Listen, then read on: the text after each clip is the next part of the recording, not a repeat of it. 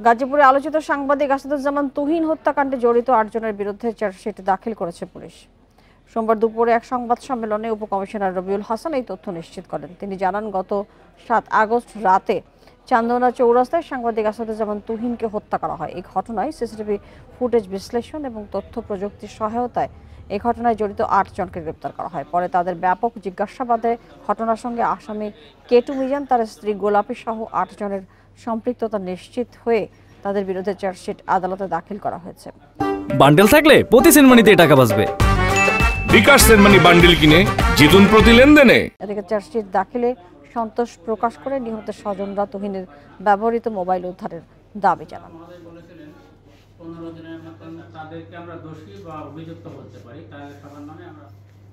আসাদুজ্জামান তুহিন হত্যাকাণ্ডের সাথে জড়িত যে ৮ জন ছিল সবাইকে আমরা গ্রেপ্তার করেছি এবং সবার নামে চার্জশিটে তাদের সবাইকে অন্তর্ভুক্ত করা হয়েছে।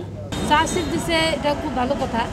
এখন আমার মনে কথা হচ্ছে যে আমার স্বামীকে যে কারণে খুন করা হয়েছে, যে একটা মোবাইল ভিডিও ফুটেজ ধারণ করার কারণে, আমি চাই যে আপনারা দ্রুত সে মোবাইলটা উদ্ধার করার ব্যবস্থা করুন।